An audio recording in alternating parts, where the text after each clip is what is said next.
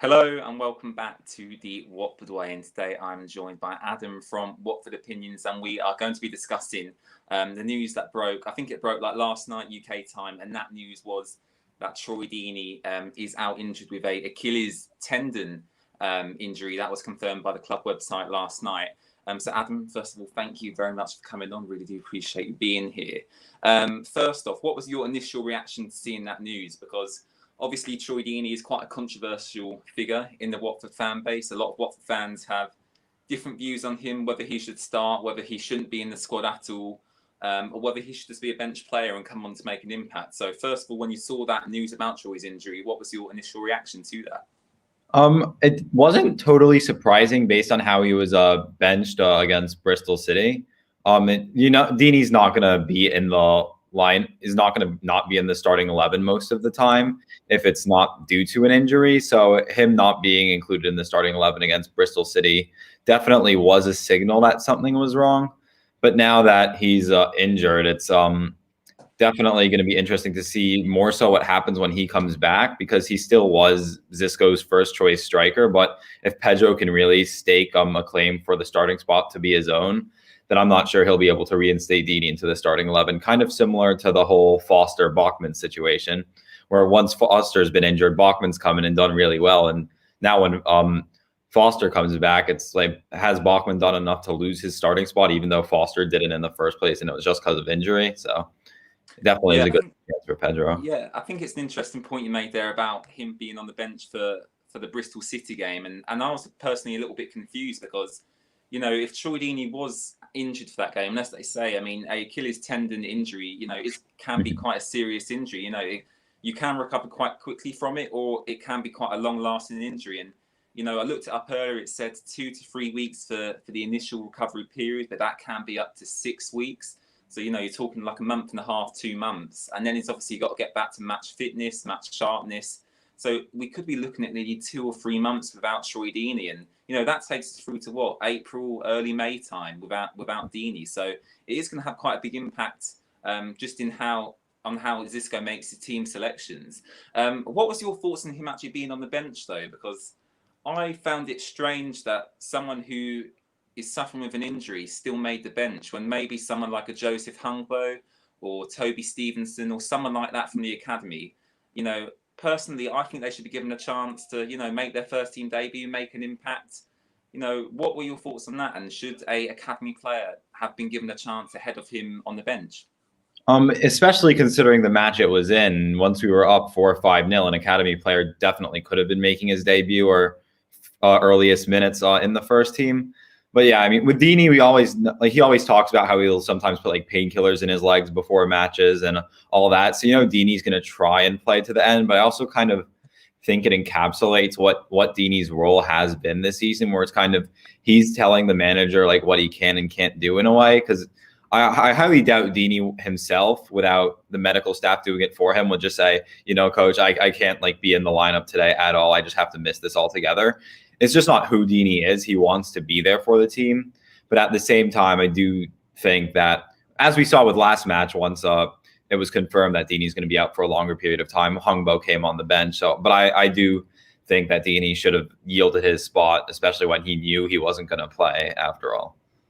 Yeah, I totally agree with you there. And I think, obviously, we released a video of you talking about the 4-3-3 formation on our channel a couple of days ago. And I think that is probably, obviously we never wish injury upon a player, and I'm sure Adam agrees with me that we do wish Troy a speedy recovery.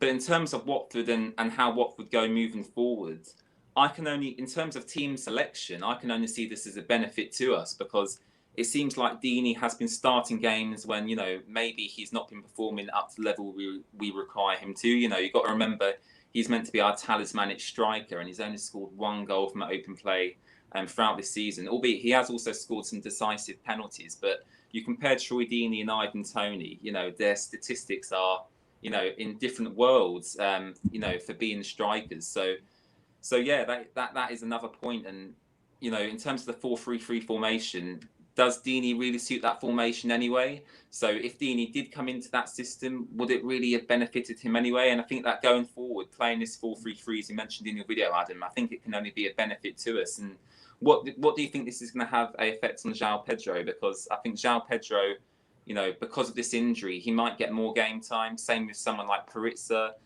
We've seen success played for the academy team today. Will it benefit these players and allow them to play more games? Yeah, like first and foremost, obviously we all wish Deeney a speedy recovery. But as you said, it definitely not having to start him in a way, because it seemed like he was like when Ivic didn't start him, for example, it led to a whole meltdown, and then Ivic was sacked. Like not because he benched Deeney, but there was still definitely some relationship there. But I definitely think with Troy Deeney, he's always been at his best when partnered with someone else. We saw it with Vidra and Igalo in 2014, 2015, and with Igalo in 2015, 16. And then even in 2018, 19, when De La Feu was more utilized in a central position, that's when Deeney was at his better moments. But this season, he just had, as you said, only one goal from open play. He hasn't been producing.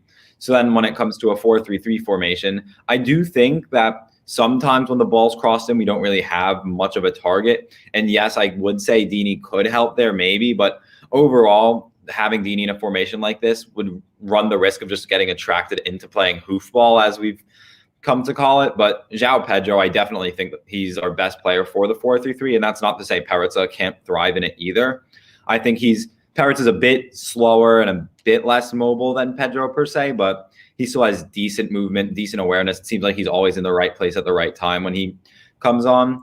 But the 4-3-3 for Pedro especially, I think this is going to be great for his career. His penalty against Preston will definitely help with his confidence. But with a 4-3-3... I did actually think his penalty was really, really close to getting saved. Yeah, it did look like the goalkeeper got a glove to it. Yeah, but if it goes in, it goes in, and that's all they're good. So I do think that'll definitely still help with his confidence. But with a 4-3-3, you can, especially with a versatile player like Pedro. I mean, Pedro's quick. He's got good footwork, but he's also not small either. He does have good aerial ability. And as a striker in a 4-3-3, that can be utilized as like a false nine, a sort of Firmino-esque role, which Pedro can thrive in, and sometimes when he drops into deeper positions. But his movement in the box is going to be much better than Deeney's would have been overall. And he's not just going to be calling for crosses. He'll be more suited to other types of deliveries as well. As we saw Ken Sema cutting it back to him, won the penalty. So I do think Pedro is definitely going to thrive in the 4-3-3. And as much as we all love Deeney as a club legend, having this opportunity to kind of play without him does seem like there's definite upside for the club to do that. Yeah, I think so. And I think it kind of shows the club that we can survive without Troy Deeney. He's been here for so long. It's meant to be his testimonial year this year, 10 years at the club. But, you know, João Pedro, as you say, he's scored the penalty. We usually rely on Deeney to do that job. You know, with last two games, we've won quite comfortably, I would say. Obviously, comprehensively beat Bristol City, and I thought the Preston result was a good result as well. Just going to go through some quick comments here. So Finn says, hey guys, how are you doing? Hello, Finn, hope you're doing well. Jesus saying, hello there, guys. How you doing? We're doing well. How are you, Adam? I'm doing well as well. Will saying, hi guys, if we make it to the Prem next season, what happens to Deeney? And actually, it's a good point, Will, because Deeney's contract does actually expire at the end of this season. I believe he's got a 1-year extension in there that the club could trigger. But Adam, what are your thoughts on Deeney going forward? And obviously, he is coming towards the end of his contract now at Watford. He's 32 years old. You know, he's been playing in the Championship this season and he's still not really offered what we needed him to offer. Do you think his time is now coming to an end at Watford? And do you think that after this season, it is time to part ways? It's definitely going to be interesting to see what happens. As just like, especially with Deeney having been there since the Pozzos came in, I do think that they're gonna they'll try to rework a contract which like sees him taking a much smaller percentage of the wage bill, and maybe he'll stay. But like, kind of the Pozzos will say, like, you know, you're not going to be our starting man anymore. But I do definitely think his time is coming to an end, especially considering the amount of wage he's taking and the amount he's producing. As much as we all love him, it's just it is the beginning of the end for him. So, as it seems, unless he's able to refine form suddenly once he returns. Yeah, I mean, I think we all hope that Deeney, could refind the form of his first couple of seasons in the Championship with us. I think he wasn't he top scorer in the Championship? I think it was the 13-14 season maybe. I think he scored, over 20 goals, definitely. And look, I think we all hope that he could find that form, but I think it's been evident, at least for me, for quite a while now, that, look, he isn't the same player that he used to be, but he will always be a club legend, regardless of what's happened this season or in previous seasons. And I think that's about it for Deeney, really. I'm just going to read a couple of quotes that are on the club website.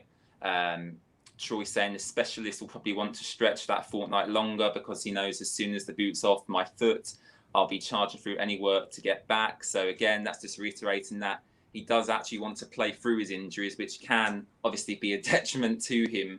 And it's just saying, I'm not going to be around until I'm out of the boot, but as soon as I can get to the games, I'll be doing what I expect a captain to do, being as big as being supportive to the boys and to the gaffer for as long as possible. So that's Troy Deeney there, being quoted from the website. And as we said earlier, we wish him all the best in his recovery. So Adam, moving on to the Derby game. I know you're very excited to watch this game. Friday night football. Not often we get to watch that with Watford in the Championship. We are playing Derby County at home. Last time out against Derby, we won 1-0 through a João Pedro screamer. Great goal, wasn't it? Yeah. What are your thoughts going into this game? Because obviously Wayne Rooney is the manager at Derby now. He actually played against us in that fixture at the start of the season. So how do you think Wayne Rooney is going to approach the game? How do you think Derby are going to set up? And how do Watford have to approach the game? Because I don't think it's going to be easy, because Derby have were looking to be in a relegation battle, and very recently they've put together a decent run of form, winning 3 of their last 4 games. So how do you think Watford should approach this? Yeah, as you said, Derby are now, even though they're still in the bottom half of the table, they've definitely had a surge as of late. I think it's 5 wins out of their last 6 matches. But it's definitely going to be interesting to see how Rooney lines up, because for Watford, what's been the 4-3-3 has been working. There shouldn't really be many adjustments made. Maybe a couple of rotations in terms of the starting 11 just for rest purposes because of the intensive fixture list.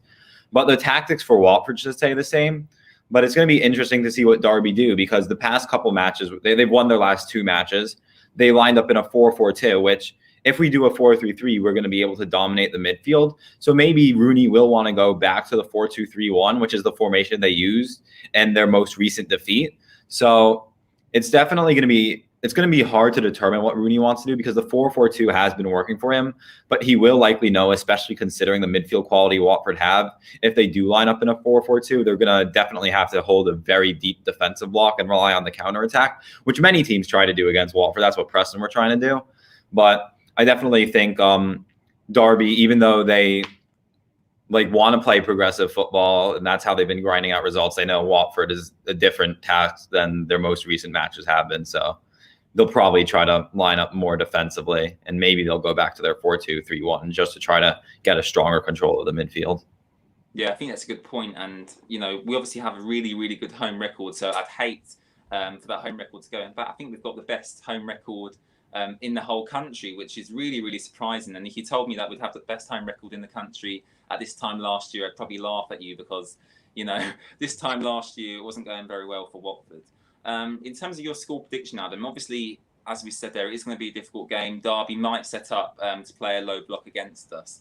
I can't see there being too many goals. And obviously the first game was quite tight, and it took that João Pedro, wonder strike for us to win the game. I've gone for a 2-1 win. I think Derby will score, but I do think we will edge it. What's your score prediction for the game, and how do you think it's going to pan out? That's my exact score prediction. But it's one of those things. I think as soon as it just really depends when the goal comes, because I think it'll be 2-1 if there's that first half goal, and then either A, Derby are forced out of their shell, or B, Derby score first, and then we're going to have to really apply the pressure. So as we've seen in most matches this season, it just really depends when that first goal goes in, because once the first goal goes in, there's more chances on either end. So it just really depends if Watford are able to get Derby out of the shell early, or if Derby are able to score first and then maybe leave Watford more exposed at the back, because they're going to have to commit more for it. But if I had to choose a score, it would be 2-1 as well. 2-1. So 2-1 from me and Adam. Let us know your score prediction in the comments below of the video. Really do appreciate everybody watching. Adam's great. You can check out Adam's website in the description to this video. And Adam, where can they find you on social media and on Instagram? Where can they find you? You can find me at Watford Opinions on Instagram, and then I also have a Twitter page which is at Watford Opinions, and it's called WFC Adam. But yeah, that's not as professional as my Instagram account is. I definitely recommend you follow Adam on Twitter. He does have some good opinions, but he does also like winding up opposition fans. So I think you guys will find that quite funny. So yeah, that is the end of this video, talking about Troy Deeney and his injury and previewing a little bit of the Derby game as well. As I said earlier, thank you very much for watching. Really do appreciate your guys' support. Make sure to go check out Adam's website, Watford Opinions, and we will catch you for more videos very, very soon on the Watford Way YouTube channel. Thank you very much for watching.